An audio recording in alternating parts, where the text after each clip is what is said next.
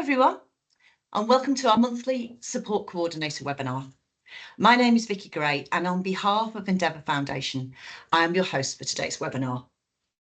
During our session, we'll be delving into how to manage risk in support coordination, and we'll be hearing from Mary Ingerton from Support Coordination Academy. As we were meeting online with attendees logging on all across Australia, I'd like to take this opportunity to recognise the importance of the lands we call home. If you would like to honour the custodians from where you're logging in from, please feel free to mention the traditional name in the chat. I'd like to begin by acknowledging the Gubbi Gubbi people, traditional custodians of the land on which I'm hosting from today. In the spirit of reconciliation, Endeavour Foundation acknowledges the traditional custodians of the country throughout Australia and their connection to land, sea and community. We pay our respects to their elders, past and present, and extend that respect to all Aboriginal and Torres Strait Islander peoples today.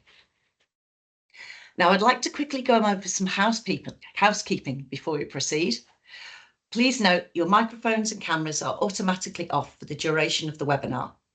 However, we encourage you to engage with other support coordinators about the topic within the chat.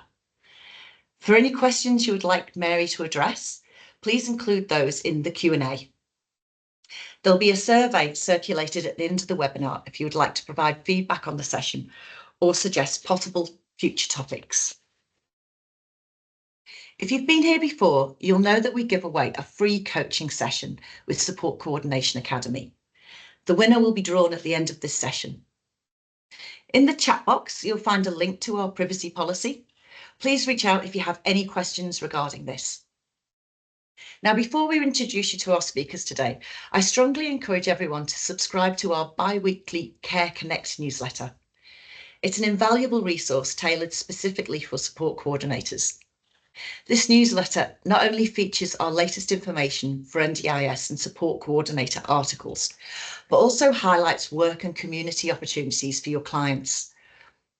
Plus, you'll stay informed on our latest home vacancies if you're looking to enhance your support efforts and stay informed. So please take a moment to sign up using the link in the chat. Thanks.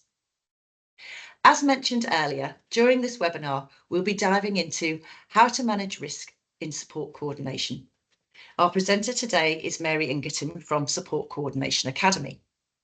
Shortly, Mary will be diving into identifying various types of risk, understanding your responsibilities in risk management, and techniques for demonstrating how risks have been addressed.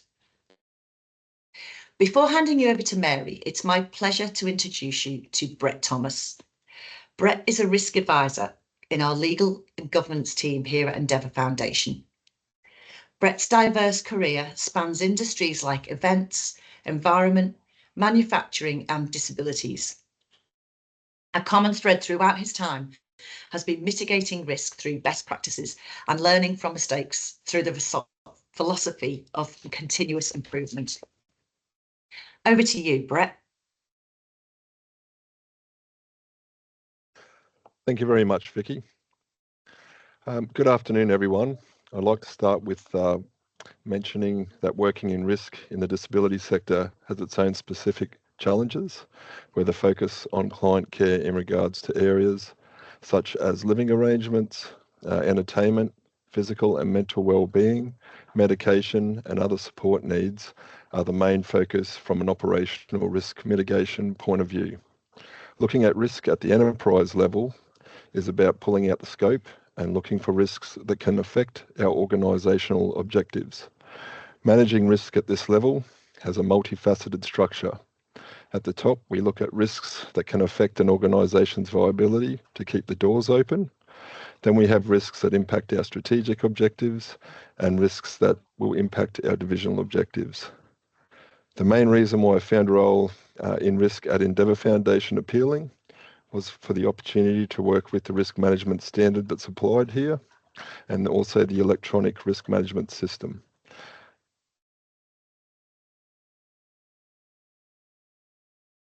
The functionality of the management system is something that I find really exciting to work with in general, as these systems bring all the data together and help senior leaders make informed decisions.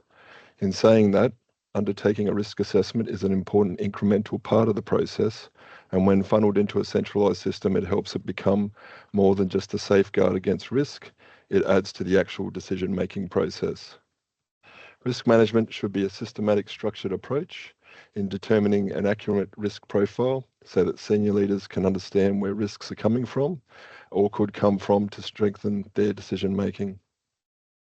Following the best practices laid out in ISO 31000, our policy essentially outlines the 8 guiding principles that define what a risk management should be, which is integrated with all organisational processes, structured and comprehensive, customised for the organisation's purpose, inclusive to all stakeholders, dynamic to changes. It also incorporates best available options. It considers the human and cultural factors, and it's a continual improvement initiative. The context of a risk is extremely important as it helps with knowing exactly what the circumstances are around a risk. To clarify, an enterprise risk will affect a strategic objective, and an operational risk will affect a process such as lifting a client. Internal risks are those that we can control, and external risks are something we need to bend and flex with because it isn't within our control. A good example of an internal risk in the disability sector is duplication of process, and a good example of an external risk is change of government or policy. Our risk management procedure is where the detail for managing risk is documented, and while the scope of my role relates to those of a higher level risk, the process is virtually the same for all of our risk assessments. Building a risk register is paramount in understanding the organisation's risk profile and is required to demonstrate risk management practices for any certification or NDIS audits. In organisations with a high risk maturity, all employees are trained to look for anything that might impact on their performance, and helping staff understand how to do this should be embedded in an organisation's culture to help build on that risk awareness. Putting a score on a risk by using a customised organisational risk matrix with consequence categories will help expose where the controls are needed, and if a risk cannot be mitigated to a safe level, it should be escalated for a treatment plan. So guided by our risk matrix framework, Endeavour's board has clearly outlined our risk appetite statement, which helps risk assessors to know where they should be mitigating risk according to the organisation's set risk tolerance level. For clarity, areas such as WHS or client care have a low tolerance for risk. However, asset management might have a little bit more flexibility if opportunities arise. Our electronic risk management system centralises all of our risk data, and once the risks have been assessed and controls put in place, we can see a managed risk score to produce an accurate report. This helps our senior leaders make informed decisions. This also improves targeting problem areas where the gap hasn't been closed. The system also sets the review period, where high risks will be reviewed more frequently than low risks, and the system notifications will be sent out accordingly. This keeps risk owners in the loop on when and where they need to take action. I'll finish by saying that measuring risk is a fundamental part of risk management, but learning from mistakes and experiences and building upon these is where risk management is truly demonstrated. I'd now like to hand over the reins to Mary to broaden our understanding of risk management in support coordination.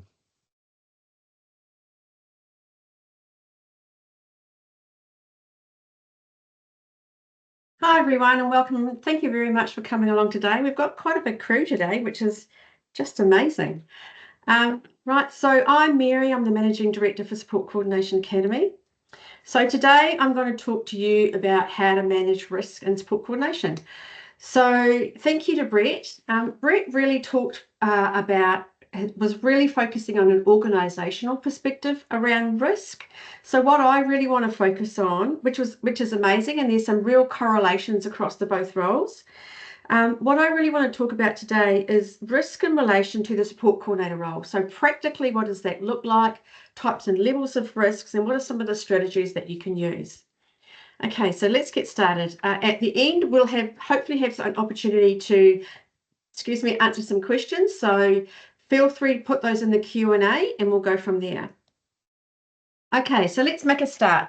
If any of you have actually been to my webinars before, I tend to start with the context and then I kind of drill down into strategies. So first of all, let's have a look at, well, what is risk? So risk is a simple way of defining risk in terms of the probability of harm occurring. So it's about something bad happening. It's about something that could have happened now, but it's also about thinking about if this happened, what would be the impact of that? So risk occurs when there is uncertainty of the effects or implications of an event happening. So in respect to something that we value, so risk often comes from our own perspective. So we might have some really strong values around, deterioration in someone's health, or someone being able to remain safe within their home, or it could be about someone's well-being or their property. So the effects or implications of an event happening are viewed in terms of a negative or undesirable consequence.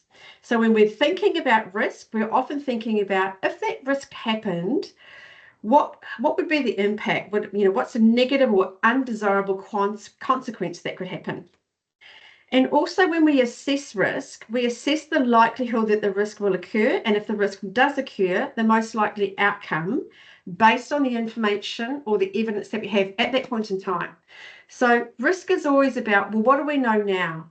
Where is the information we can get it from? How can we make that assessment based on what we have? Okay, so that's kind of a bit about risk, and I'm really going to talk to you about risk within the support coordinator role. So support coordinators are an intermediary, which you will likely know, between the NDIS and the participant. So it means that the support coordinator kind of sits within that role between the NDIS. The NDIS generally have limited contact with the participant unless things change. So as the intermediary and the person that has that regular contact with that person, our role is to really update the NDIS about what's happening with that person. So we also have that professional responsibility around our safeguarding role. So that safeguarding role, part of that safeguarding role, is having the skills to assess, manage, and report on risk that places the participant at risk of harm. And risk of harm around what we're looking at is support coordinator role within the NDIS context. So support coordinators assess risk within the context of the NDIS for participants that they support. They use risk assessments to evidence how barriers to accessing the support they need to live their best life impacts on and creates risk for that participant.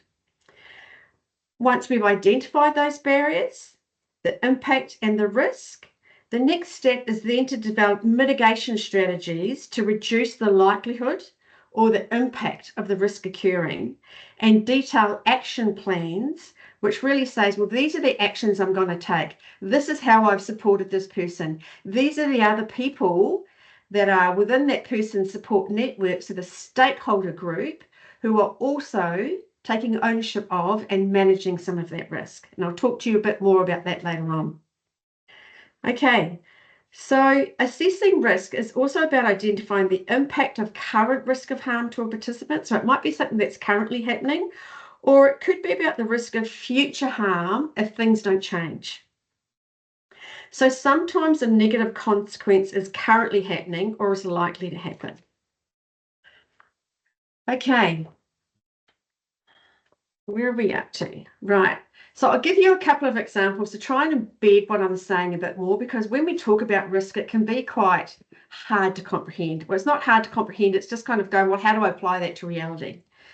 So let's have an example of two. So an example of risk of harm in a current situation. So say you're working with a participant who you become aware of that they're in a domestic violence relationship. That relationship not only places their safety at risk, but also creates barriers to that participant being able to access the support that they need to live a healthy life.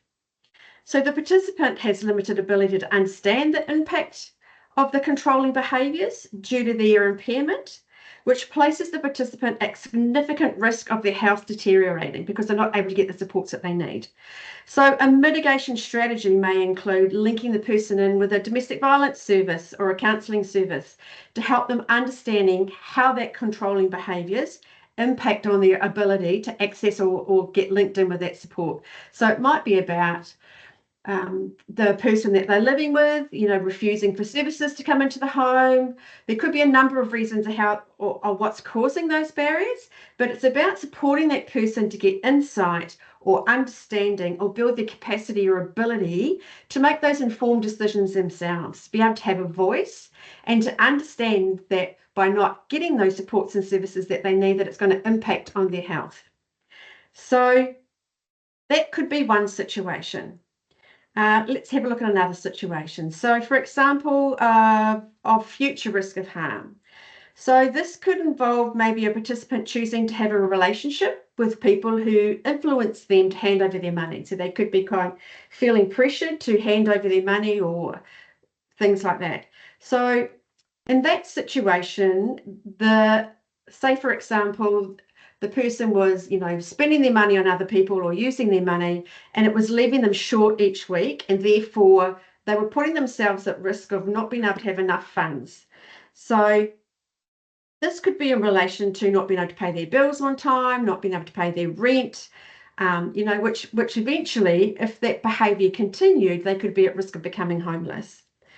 So thinking about what is the risk or what is the future risk if nothing changes, and how can you support that person as part of your safeguarding role when you become aware of this information, how can you support that person to build their capacity or ability to gain more understanding so that they can make informed choices about what they want to do about the situation.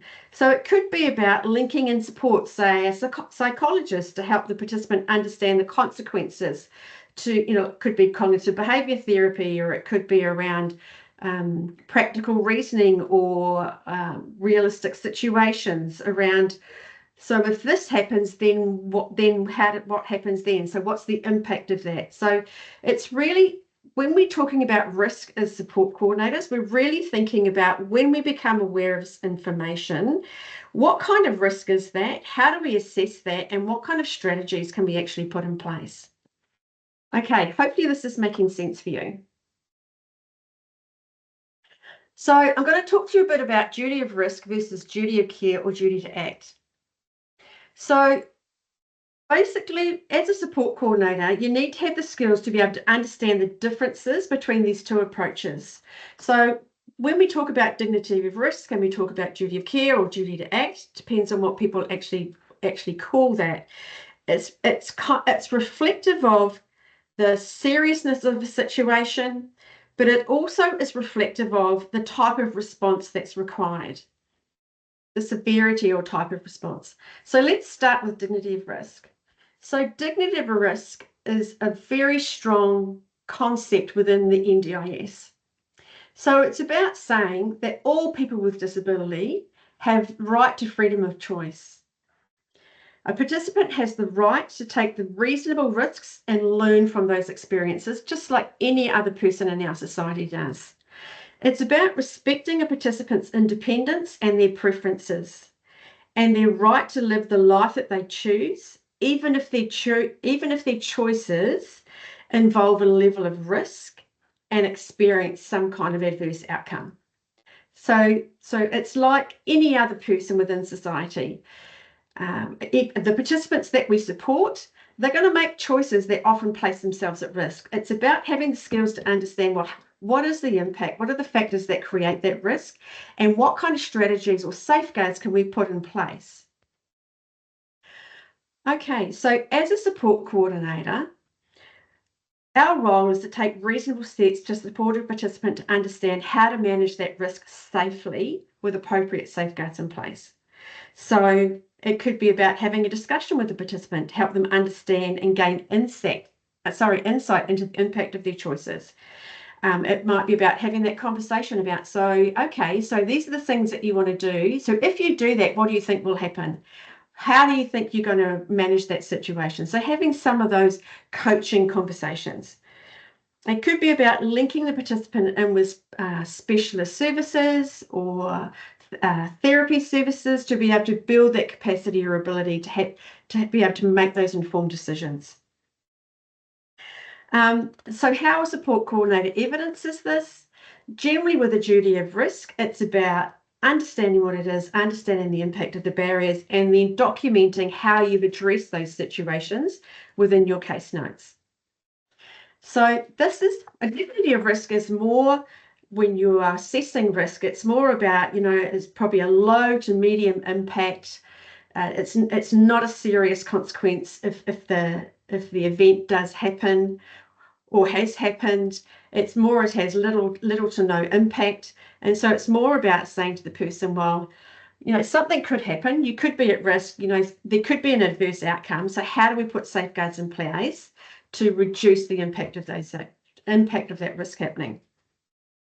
So duty of care or duty to act. This is often a term that I hear support coordinators when I do a bit of coaching, and often we will talk about a situation and I will say to them, well, can you tell me about why you felt you needed to react in that way? And then they will say to me, well, I've got a duty of care, or I've got a duty that I need to act. And it's kind of, for me, where that terminology comes from. But in reality, duty of care, especially when it comes to risk, it more relates to actions that an organisation and their staff need to take to ensure no harm comes to the participant that they support, that they have a legal or a moral responsibility to protect the safety and well-being of the participant. So this more relates to providing direct care services. So it's kind of like what Brett was talking about earlier.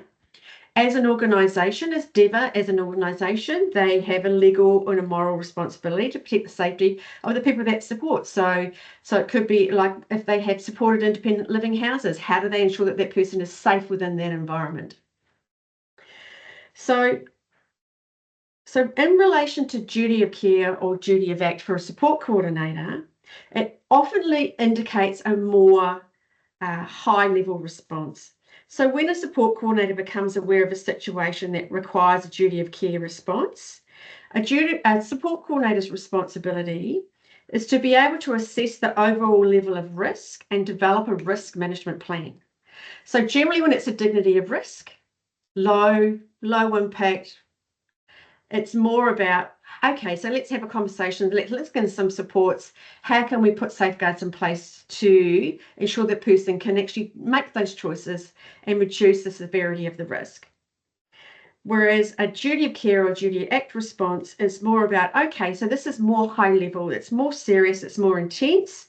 We need to do a thorough assessment and bring other stakeholders in together to be able to develop a plan to put a safety net or put safeguards around this person. So it's really around the severity and the intensity. Okay. Making sure that I'm keeping up to date. Okay, here we go.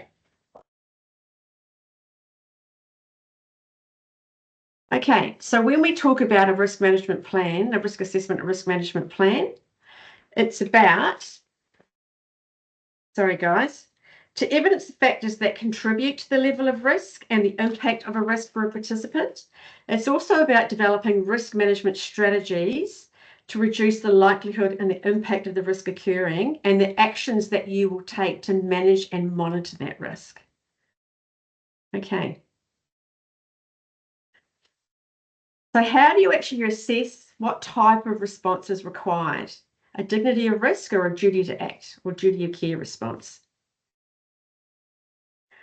Okay, so it's important when assessing risk to try and determine whether a risk requires either a duty or dignity of risk or a duty of care response. So when you're assessing risk, you're thinking of this as a continuum whose severity starts from the left as in low and progresses to the right as in critical. Yeah? And it's more about the tool that you use to assess this. So it's always important to assess risk in a way to ensure that the response is always a person-centered focused response and is focused on the least intrusive option and has taken into account the participant's right to freedom of choice. Okay.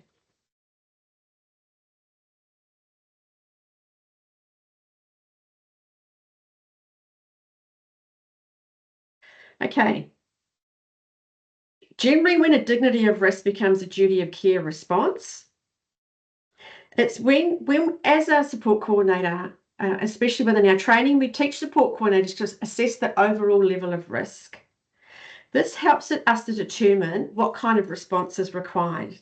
So if the risk will likely occur and will have a serious or impact, or an event has already occurred that has a critical impact, then this would normally require a more serious response as an adjudicator key response. So risk assessment, risk management plan, and risk action plan.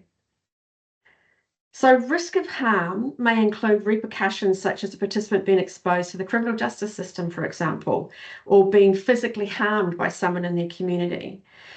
So this could also involve participants experiencing psychological harm or inflicting harm on others. So the thing about risk is it's very important that support coordinators don't feel that they need to assess and manage risk on their own. A lot of support coordinators that I work with independently. So it's important that you access training or find a mentor, get supervision or coaching to develop the skills to assess and manage risk, because you need to be taking care of your own health and well-being as well. One thing I find with support coordinators is a question we always get is, how do we assess risk and how do we know what actions to take? So what I really talk to support coordinators about is risk subjectivity. So what this means is that when a support coordinator assesses risk, they may perceive or evaluate risk differently than others, as risk is often assessed based on our own experiences, beliefs, and values. So risk subjectivity acknowledges that when what one person might consider a risk might not be perceived as a risk by others. So this is due to each person's varying perspectives and subjective interpretations when assessing risk. So understanding how to mitigate the impact of risk subjectivity is very crucial. So this enables a support coordinator to make informed decisions to manage risk effectively while minimizing the potential impact of a risk occurring for a participant. So when we talk about managing risk subjectivity, it's the responsibility of each service provider. So if you are an independent or if you and you're wanting to bring on new support coordinators, or you're a support coordination service provider and you've got a number of support coordinators, you must have a comprehensive risk management policy and procedures in place to provide directions to support coordinators around the provider's expectations about how you are required to manage a situation when risk is involved. Okay. So within risk management policies and procedures, these are the kind of things that you need to include. So by putting these things in place, this helps support coordinators and the organisation to come away from that risk subjectivity, to have clarity about what the process is, when they need to act, how they need to act, what are the tools, systems that they've got in place to be able to assess risk. So having definitions and examples of the tolerance levels of risk within an organisation and the actions that a support coordinator is expected to take for each level of risk. So for example, the level of risk a provider is willing to tolerate and when risk is assessed as low, medium or high. So if a risk is assessed at low, what are the actions that a support coordinator needs to take? If a risk is assessed as critical, how quickly and what actions are supposed to happen. So basically when we talk about examples, and it was really interesting that Brett mentioned this earlier within his talk, risk is something that we experience on a regular basis, and it's about when we experience risk, it's about putting strategies in place and learning from those strategies. So a risk management policy and procedures, it's about continuously learning. So in that situation, what did we do? Did it work well? Did it not work well? What could we do differently next time? So really drawing on that experience and those examples and providing those to inform decisions around and clarity, to provide clarity for support coordinators about the expectations of actions they will take at every level of risk that they've assessed. So the procedures need to provide risk assessment tools that a support coordinator can follow to assess the level of risk, the likelihood of the risk occurring, and the impact of the risk occurs. So basically, it's really about looking at what would be the impact if the risk occurs. So will the risk have little impact or no impact? Will it have a serious impact? And also, what is the likelihood of the risk occurring? So is it likely to occur? It will occur. So really giving the support coordinators a tool, so a clear structure about the expectations, a clear tool to use to be able to guide them through the process. As well as that clear direction and the procedures and the risk assessment tools and processes, it's about providing clear direction of the actions required to manage potential actual risk and their reporting responsibilities. So something that I come across quite often is that support coordinators have come to me and said, yeah, we've got this situation and we've talked through this really complex high risk situation. And I've said to them, well, what are your reporting responsibilities? And they said to me, well, what do you mean? And I said, okay, so when this risk happens, who do you need to tell? At what stage do you go and get supervision? Do you contact your team leader? Do you advise management? Do you complete a risk assessment and inform the NDIS? So this is what I'm talking about, is providing really clear clarity around who a support coordinator needs to report to, when and how, and the time frames that they need to take those actions. Procedures also need to be clear about how a support coordinator can monitor and review the effectiveness of risk, and also feedback into these policies and procedures. And that's what I'm talking about, those lessons learned. So a support coordinator's role and responsibility in relation to risk is to understand, know where to find, and how to implement the risk management policies and procedures into their day-to-day role. Okay. Can see lots of comments coming through. I'll keep going, so we've got time to do some questions at the end. Okay. So let's have a look at some strategies to manage risk. So the thing that I find when I'm talking to people about managing risk is that when a crisis situation occurs, we often get very, very pressured as support coordinators to take action, do something. And it's always really, really tempting to step in there and respond to a crisis immediately, to take action straight away. What I talk to support coordinators about all the time, it's imperative that you don't do that. You need to take the time to step back, reflect on, and assess the factors that are contributing to that risk. So what's causing that risk? What are the barriers, and how do those barriers impact on the person with a disability? That really helps you then to prioritise the actions that you can take, and also to really start to think about who else can support me to manage and take responsibility for this risk.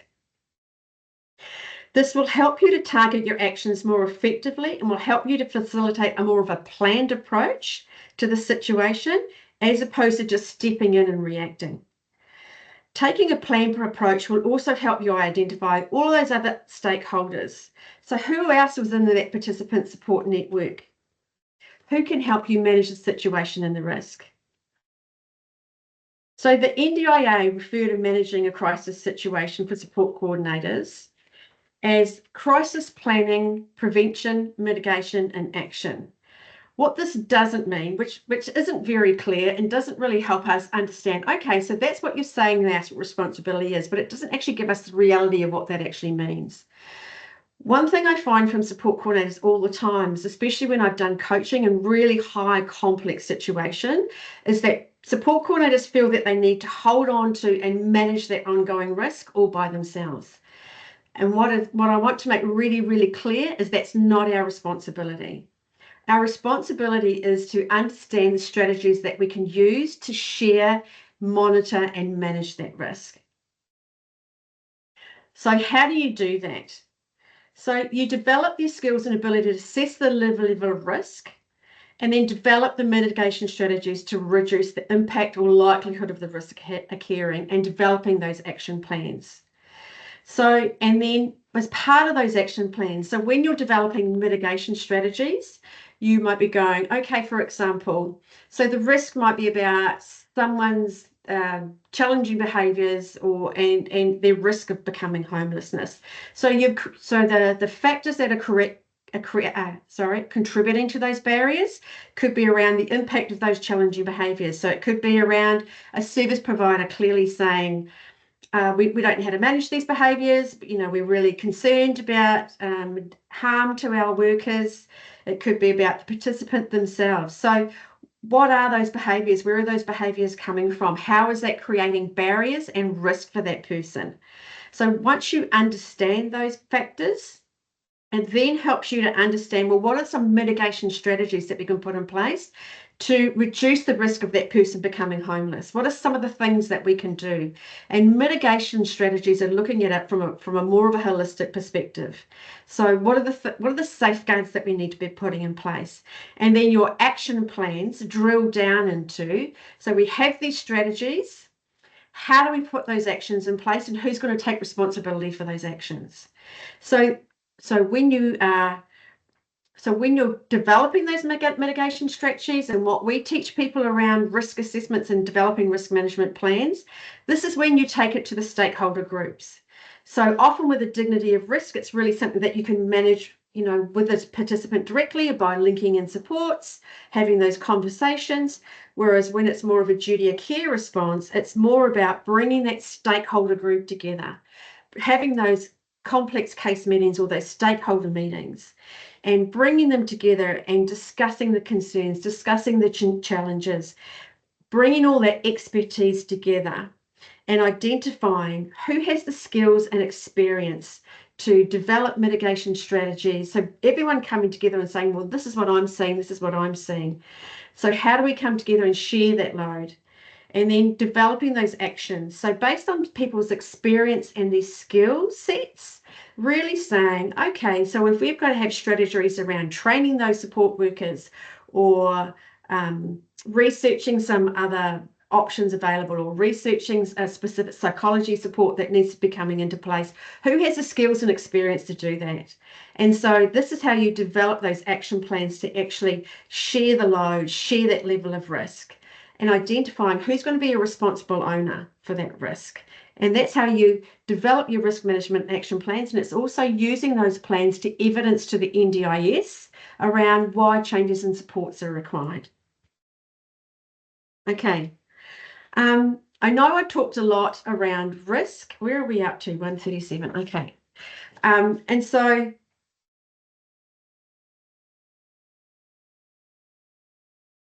I've talked a lot about skill development and learning how to do that. We've actually just developed some training, which we've just launched, been working on for quite a while. It's a professional practice series that delves specifically into this skill development around how to unpack and understand complexity, how to understand the barriers that create complexity and risk, how to develop risk management plans, and then how to report on that. So if you're interested, go and have a look on our website. So what I'm going to do now is we're going to go to some questions. Okay.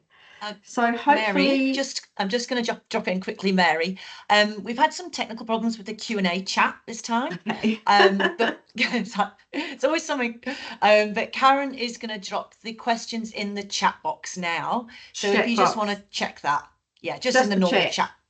Yeah, okay. She'll pop them in at the bottom so you'll see them. Thanks.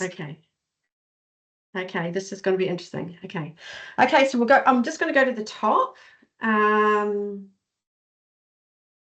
Okay. Sorry, guys, I'm just going to have to scroll through this. I'm really sorry. Karen's going to pop them at the bottom, so you'll have them all at the very bottom of the chat. So you want me to go straight to the bottom and start from there? Yeah, just go straight to the bottom, and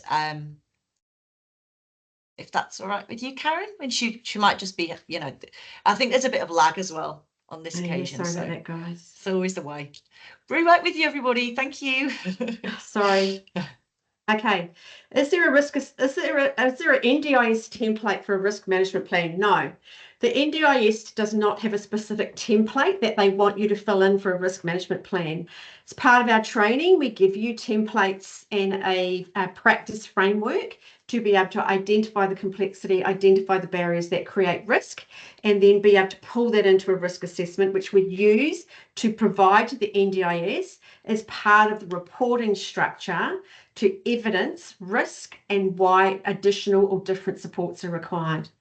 It also evidences how you brought the stakeholder group together to actually manage and take responsibility for that risk. So one of the major things that we find in relation to risk management plans and reporting is that people don't provide enough evidence about how they're managing that situation. So what have you done? You're asked for these supports, but what are you doing to manage the situation? And that's part of the training that we've got to actually show you how to do all that. Okay. Okay, sorry. Okay. Could this include a chance of coercive control or for a partner to speak over and for the participant? Yeah, domestic violence. I think you're talking about domestic violence.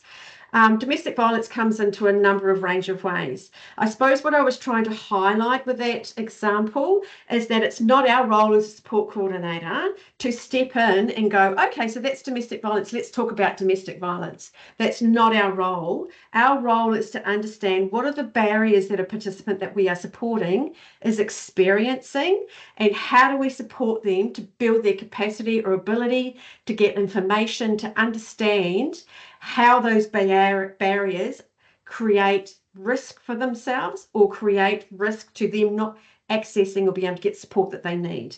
So what are the supports? What are the strategies that we can put in place? If you are concerned that someone is in a domestic violence relationship, linking them in with a domestic violence service, or linking them into counselling support, or talking to the psychologist if they have a psychologist that's working with them that can give them have some conversations around that. So it's really about thinking about your role as a support coordinator and how can you put safeguards in place. Have access service to IDL funding for support coordinator. Okay, I'm not quite sure what that one is. Okay. Okay.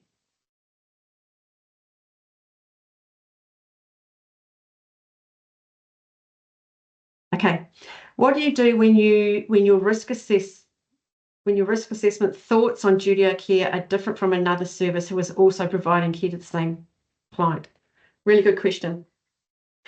I suppose the situation that I've come across is that I have been working with a client, for example, and they are in a supported independent living service, and there was a situation where the person put herself at risk. And I talked to the SIL provider around that, and the SIL provider said, well, that's their choice. They have a choice to go out. They have a choice to make those decisions.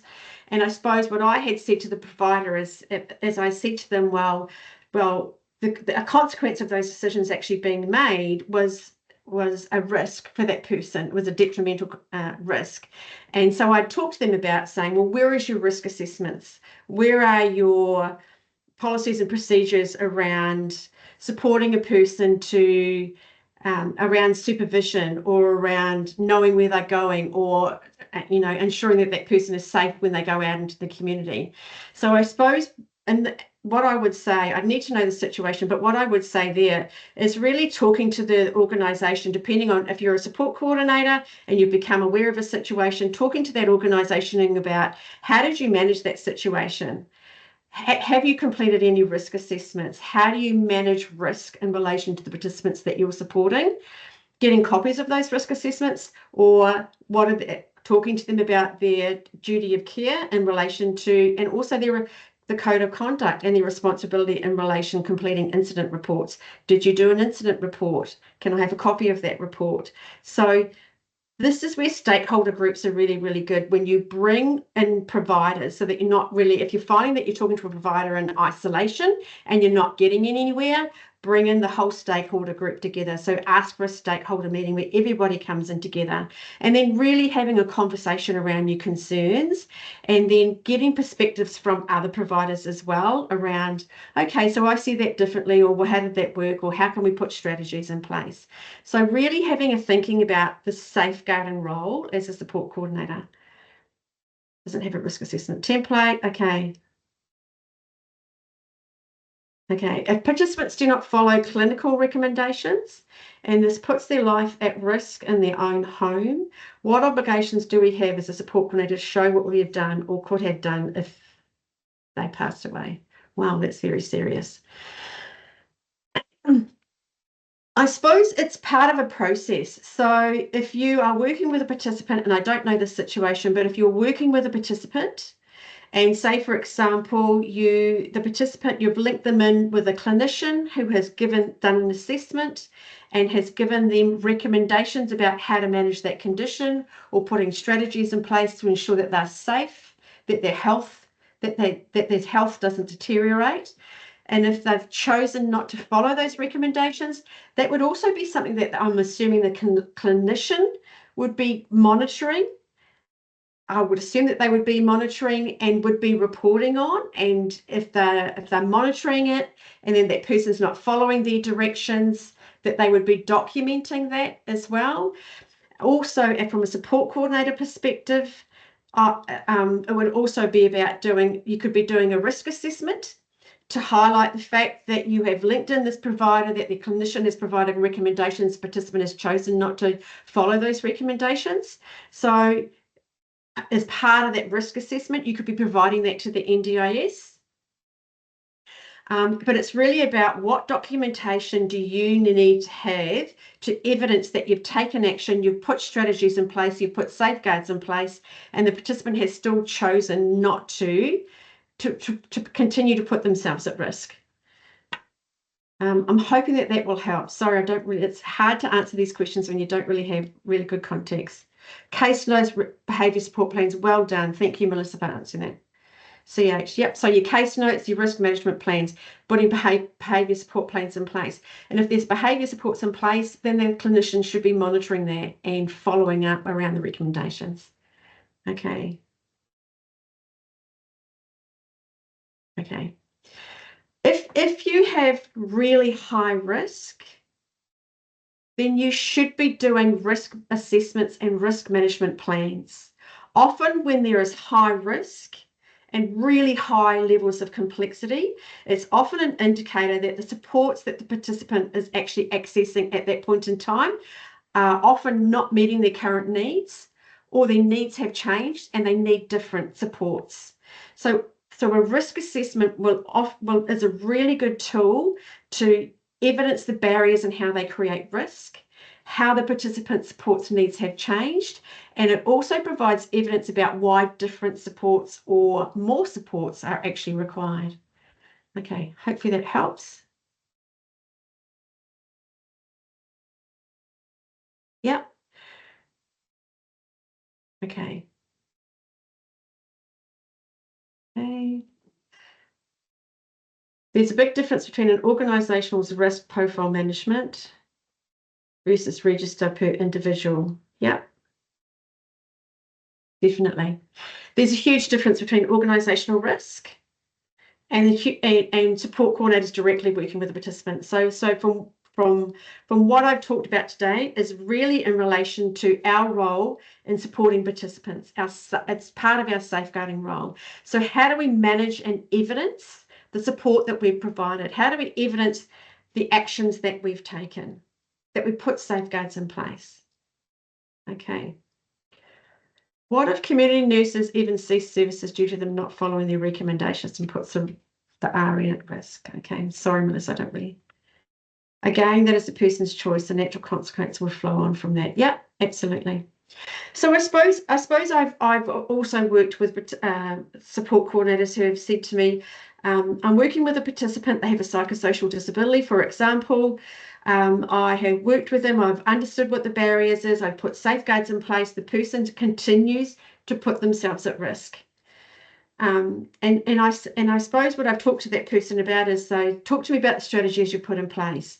So they put strategies in place to minimise, to help the person build their capacity, their awareness, their insight, their ability to understand the impact of their choices. They are still choosing to make those choices. They're still choosing to go down that path. So there's only so much that a support coordinator could do. So it's about us really understanding, how do we evidence that? How do we evidence the action that we've taken? How do we ensure that we've put safeguards in place? And so it's about, how do we do our risk assessments? How do we do our risk management plans? Who do we need to provide that to? It's informing the NDIS. A person, whether they have a disability or not, has a right to make their own choices. Our role is about, what are the actions that we're going to take to be able to ensure that those choices are safe and how they make those choices. How can we put safeguards in place? If a person chooses to ignore that advice, then it is like any other choice that we make as well. There are consequences that flow on from that. Okay, hopefully I'm making sense. Okay. Okay. Here are the questions from the chat box. Thank you, Karen. I've just found them. We've got 10 minutes. Coercive control. Yep, definitely. Risk assessments. Okay, I think I've got most of them. Risk template. Okay. Follow conditions. I think I've kind of got them. Okay. Internal, external supervision have been very useful. We do a lot of coaching and it's like supervision, I suppose, around complex case conferences for support coordinators, especially independent support coordinators. So if you're an independent, really looking for that internal, external supervision. Okay. Yep, definitely. Hi, James. Yeah, okay. How is the best way we interface with mainstream service in schools, perhaps to mitigate risk? Really, really good point. So when I'm talking about the stakeholders, I often talk about, or I use the language of the supports network, or who are connected to that person. Another language is that they often say stakeholder group. So stakeholders for me aren't just paid service providers. Stakeholders, so if you're working with children, it's who is connected to that child. So it's within the school environment, it's when the person's at home. So who is connected to that child, or who's connected to that adult? You know, is the child have an education and they're having trouble at school around their behaviours within the school? So can you bring the school into those stakeholder meetings and have conversations? And so it's really about navigating that interface. So what are the responsibility of the school in supporting that person within that educational environment? And as a support coordinator, how can we support that person to increase their capacity to manage those behaviours in the school environment, but also outside the school environment? So how can you work together around that? Okay, definitely. Okay, hope I'll be able to support short 7. Okay. I've been asked on multiple occasions if the COS is also assessing the risk for the support worker and the provider. I think I know what you mean. I've advised the independent support worker and provider should be doing their own risk assessments. Therefore, the COS is doing the assessment only for the participant. Yep, absolutely, that's correct. It is a support coordinator's, it's a support worker's responsibility to have the skills and ability to be able to assess risk. So if they are working with a participant and they are going to transport someone, they need to be assessing, well, what's the risk around that? What are the strategies we need to use? What are the systems and structures that we need to be putting in place? Absolutely, as well as a provider. So the SIL providers should be doing their own risk assessments. Any provider that is working with the participant directly. Our role is in relation to the participant. So from our perspective and part of that safeguarding role, we would be going, when you're working with a participant, we would be doing that front end work. So what is that? So if you were wanting to engage a support worker to take you out on community access, so what are the skills and experience that you want from that support coordinator? That support worker. How are you going to access the community? Do we need to think about what kind of transport you're going to need? Do we need to think about when you're out in the community, what are the things that you're going to need to do? What kind of support you're going to need? So we do that front end planning. We get down to the logistics around what that support needs to look like. And then when we do our research, we do our research around the criteria that that person needs for that support to be safe. So that's kind of leading into that whole process around safeguarding. And then once that support's in place, we're monitoring that support. So we were talking about supporting the participant to set up a service agreement. So what needs to go into that service agreement? What is it to ensure that participant's going to be safe when that support worker is taking them out on that community access? That helps us then have a base of things to come back to. But also once that support's in place, we're then talking to the participant, how's that support going? Do you have any concerns? Reviewing that support. So you're absolutely right. Our risk assessments are in relation to our relationship with the participant and the barriers that they may be experiencing and accessing the support that they need. Okay. Well done. Okay.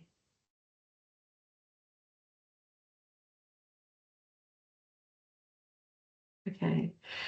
Now that the plans are changing, have stated support and is not very flexible. Okay. How the funding is changing shouldn't really have much issue. Can you please email me, Melissa? That would be really good because I need to understand that one a bit better. Exactly. So our role is to link participants not only to funded supports, but also mainstream community. It's about building a resilient network around that person so that the supports are more sustainable. NDIS funding is around understanding that people with disability with complex support needs have unique needs that can't necessarily be met within society. So the funding is about what is their unique support needs and how do we create those support needs by purchasing individualized supports that meet those needs, and then how do we wrap around all those other services to actually build that resilient and sustainable network. Okay. Okay. Okay. Yeah. Okay. Thank you. Okay, we're getting to like 4 minutes. I think I need to go. If you have any other questions, I'm welcome for you to email me at info@scacademy.com.au. As well, Vicky's going to collect some questions so that I can respond to those. So, Vicky, I will stop talking and I'll let you go. Thanks so much, Mary. I don't know how you managed to pack all that in. Literally so many questions coming through from everybody. Thank you so much. That was quite an engaging little topic there. So I just want to say thanks again to Mary. I'm sure many people today in this webinar have learned some new information and strategies about today's topic. So thanks for everybody's input there. I'm just going to move on to now. It's time to announce the winner of the Lucky Door Prize.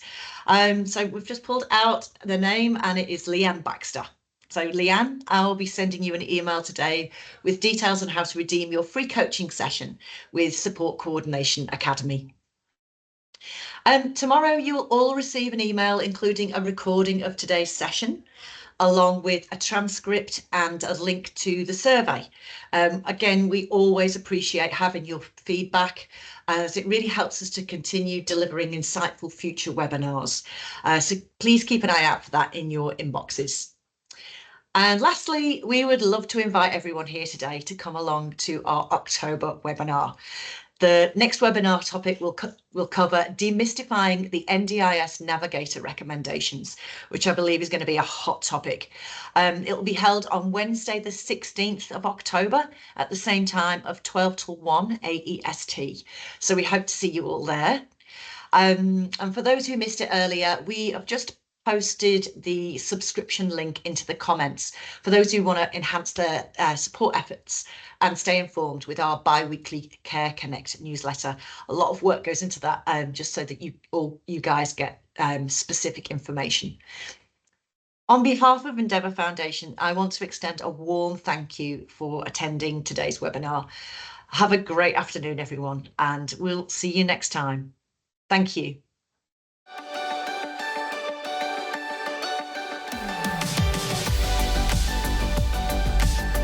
Hello everybody, welcome to our Learning and Lifestyle Hub. This is where we make learning fun.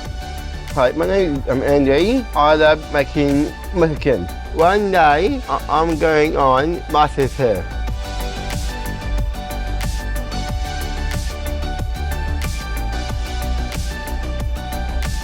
Hi, I'm Grace. I live independently with support when I need it. I live my life my way.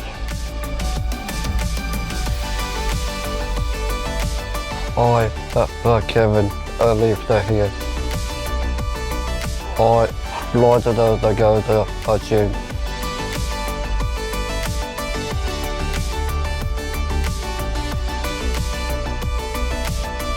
I understand about life. I got the government job, the high skill. I'm Clayton and I love rugby league. I'm normally kicking the footy around in my backyard. This is my home. This is my life.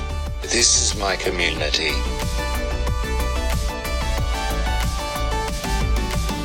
Hi, my name's Jeremy. My daughter's 3 years old. My daughter's proud that I come to work. I like that they're going to work. Hi, I'm Maddie and I work for the Endeavour Foundation. I come to work with a big smile on my face every day. Love to work here because that's my new family.